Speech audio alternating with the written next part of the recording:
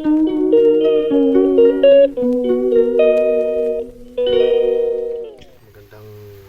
hapon mga ka-DIY. Ngayong araw pala, meron tayong aayusin yung owner natin dahil nung sinusian natin kanina para mag-start dahil may lakad tayo, biglang umusok yung food. So chinik ko kanina kung ano yung problema. Kita ko may sunog na wire malapit sa voltage regulator. So for today's video mga ka-DIY, susubukan natin siyang i-trace kung ano yung cause bakit na nasunog yung wire.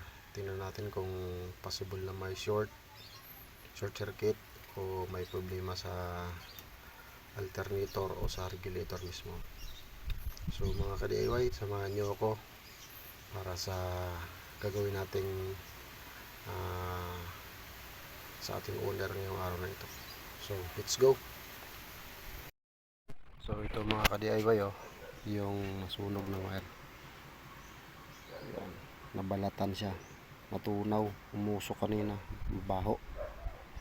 Bali last time ganito yung nangyari, kaya pinilitan ko ng wire na malaki, pero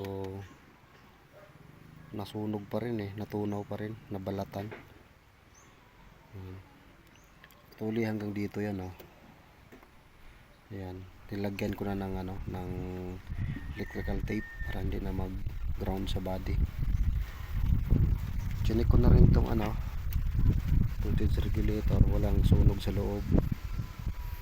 So gagawin natin, titrace natin yung wire na to, babalatan natin itong electrical tape na nakabalot dahil sa tingin ko ipupunta siya dito sa alternator. So ito, kung nakita nyo, galing sa voltage regulator papunta siya sa ito, yung black and white, yung black na may stripe na white. Yan, papunta sa doon sa alternator. So balatan ko muna mga ka-DIY, tapos pakita ko sa inyo. So yan nga mga ka-DIY, ito yung nasunog. Nilagyan ko na siya ng electrical tape, tinanggal ko yung nakabalot dito. Itong wire na ito, papunta talaga siya sa alternator ito.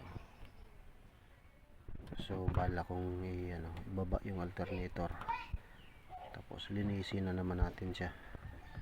Last time kasi nilinis natin yung starter. So ito ngayon alternator.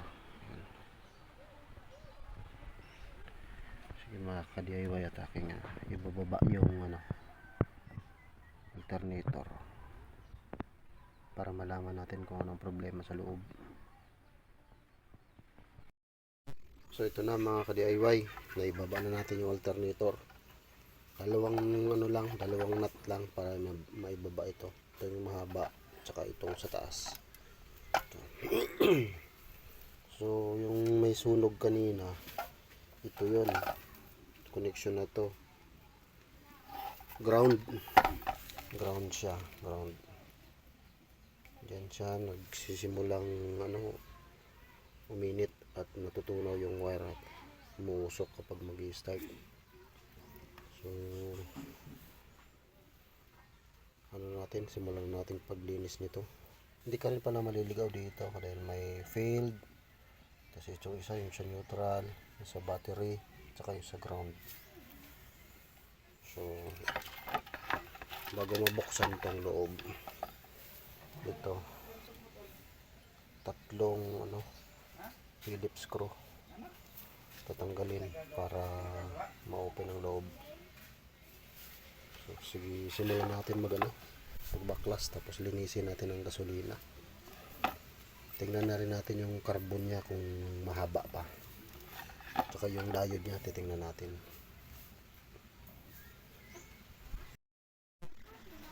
Tanggalin natin to. Medyo struggle yung pagtanggal nito. Yun, medyo na bingkong, matigas. So ito yan. Tapos ito natin.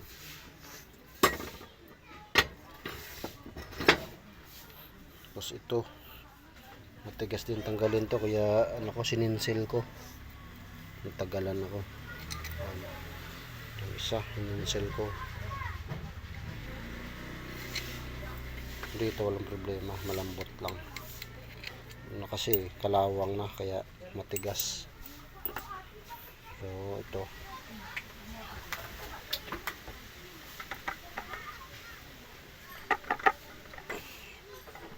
tanggalin natin, hilain natin ito.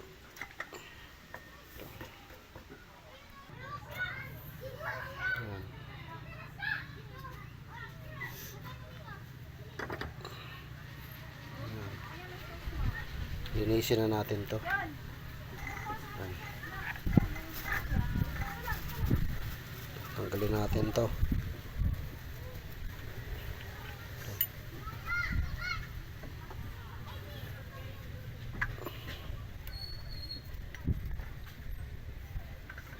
Tanggalin natin. Mahirap mag video habang itatanggal. Yan, tanggalin lang yung apat na tornilyo. Tanggal na ito. So ito.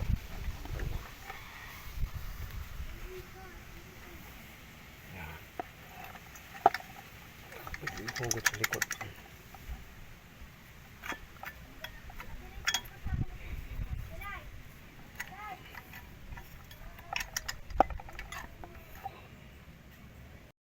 Ito na yung alternator.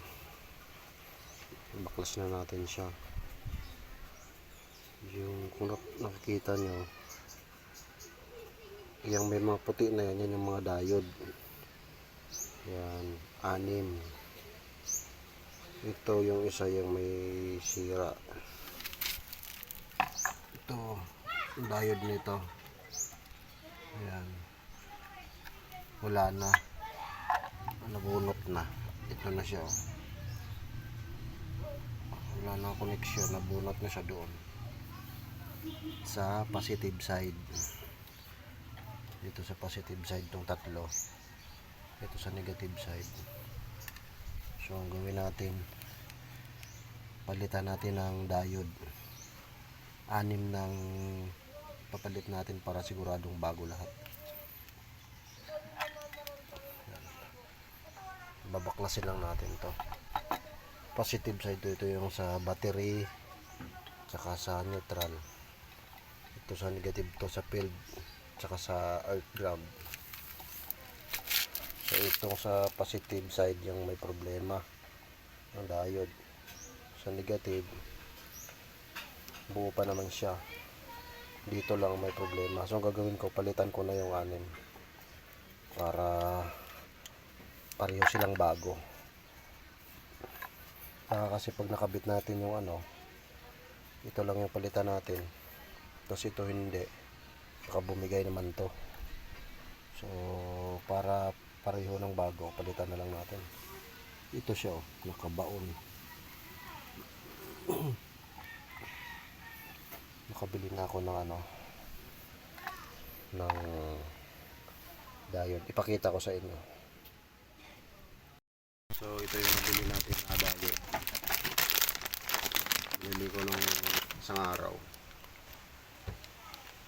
Ito. Yan, ito. Ito yung diode. Kulay puti. Positive to. Ito yung isa. Itim. Yan yung sa negative. Bumili ako ng 45 pesos yung isa. Pinasubrahan ko na para bumigay na yung pampal. So kabit na natin yung diode. Tanggalin muna natin yung lupang yung nakasulda. Natin, iminitin natin dun sa apoy. Sa gasol ko siya tutunaw para matanggal yung lumang diode. So gawin na natin.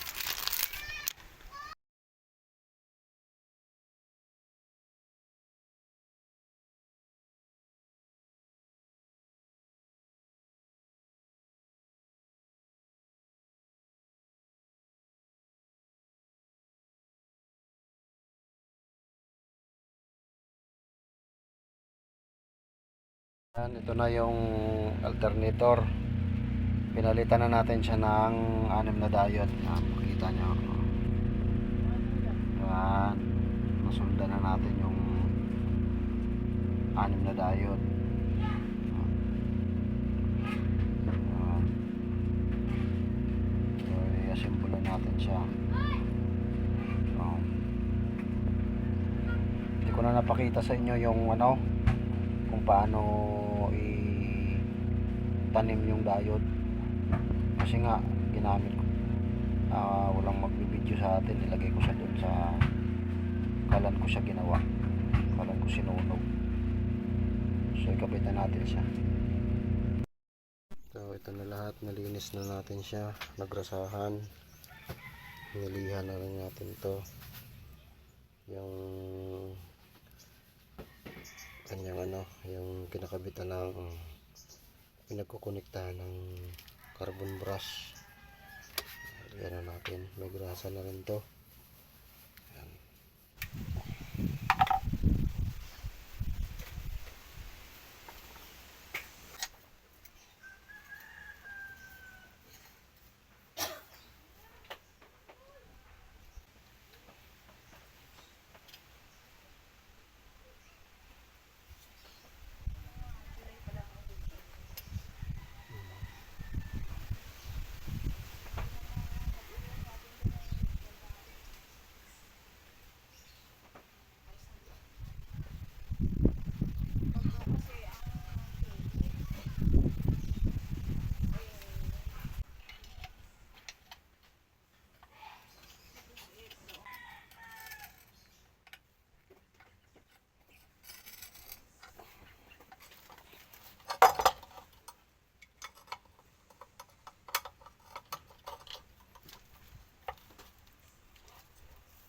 Yan, nakabit ko na. Bitan na lang natin siya. Tapos, connect natin yung mga wirings doon sa loob. Yan siya. Bitan na lang natin itong isang nut, tapos isang nut sa taas.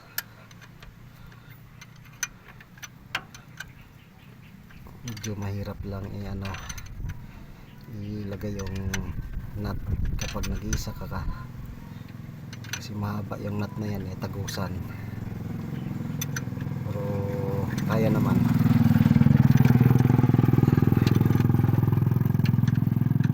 Kapit na lang natin siya ang nut na ito, tapos doon na tayo sa ibabaw.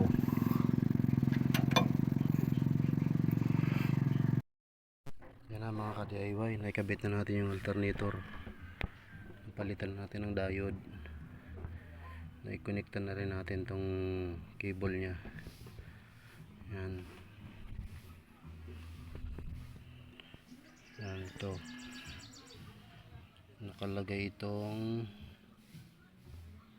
simula muna tayo dito sa gilid para kayo para masundan nyo rin.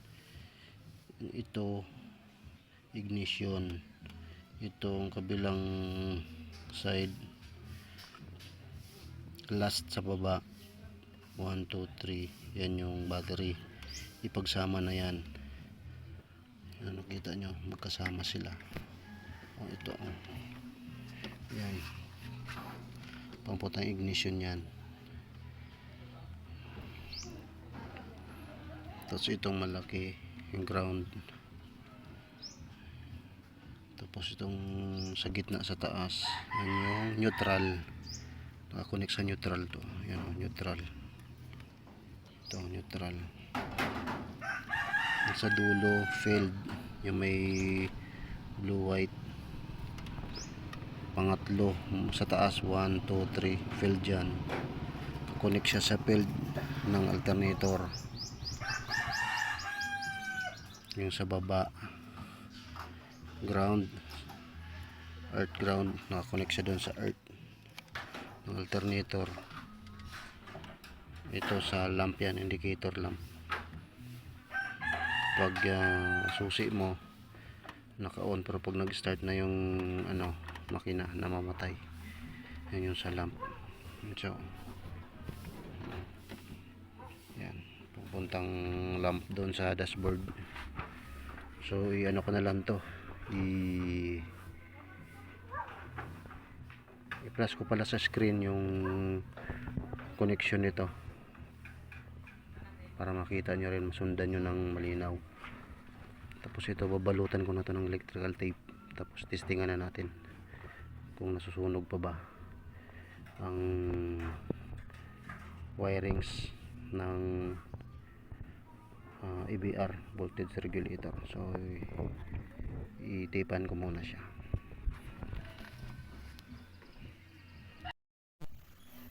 So yun na, nakabitan natin, natipan na natin.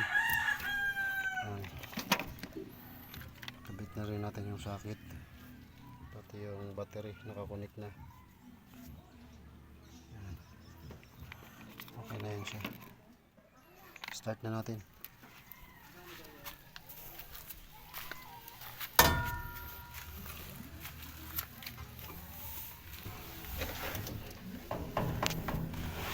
Start na natin. Ilaw yung dalawang ilaw, yung isa sa dashboard, yung isa indicator light.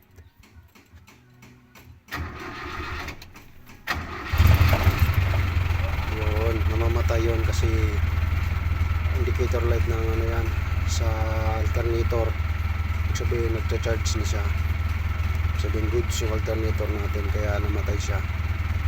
Yung isa dashboard light talaga yan. Tingnan natin kung may nangangamoy doon o may umiinit na wire.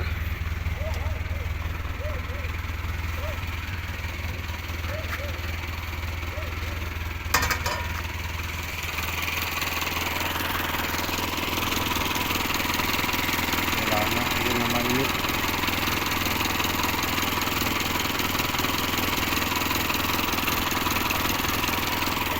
Connection natin.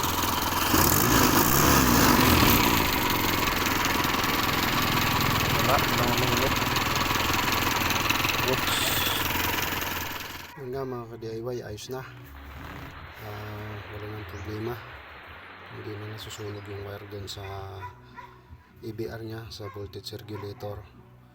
So yun lang yung isang cause kung bakit nagsusunog ng wire o nagsusunog ng voltage regulator ang ating sasakyan, lalong lalo na sa owner type jeep kagaya sa akin. So alternator yung problema, kailangan na siyang palitan ng diode kasi may busted siya na diode. So ang ginawa ko, 6 yung diode, 3 negative, 3 positive. Sa positive side yung may problema, so pinalitan ko na lahat, 6. Ako lang nagpalit, hindi ko na naipakita sa inyo kung paano ko ibinaon yung diode. Ang ginawa ko kasi, ininit ko sa sa gasol. Sa gasol ko sa ininit. Itong natunaw yung lead, ipinatong ko doon yung yung diode. Tapos binasa ko ng tubig para hindi pumutok yung diode. Kasi pumuputok yung diode, naputukan ako ng isa. May isa pa naman akong reserba. Pumutok siya pag sobrang init. So pagka baon mo ng diode, dapat basahin mo siya ng tubig para yung init hindi makaapekto doon sa diode at puputok siya kapag nasobrahan sa init. So sa akin, ako lang ang gumawa, DIY ko lang, so kayang-kaya siyang i-DIY. Mas maganda kung meron kayong blue torch kasi yung init niya isang direction lang, hindi kagaya nung sa gasol na maraming apoy na lumalabas dun sa kalan, so mahirap initin, kaya medyo natagalan ako. So mas maganda blue torch, direct nyo sa initin sa ilalim, sabay-sabay yung tatlong positive, tapos lip sa kabilang naman 3 negative para mabilis siya ikabit. So yung ginawa ko is effective, saka successful.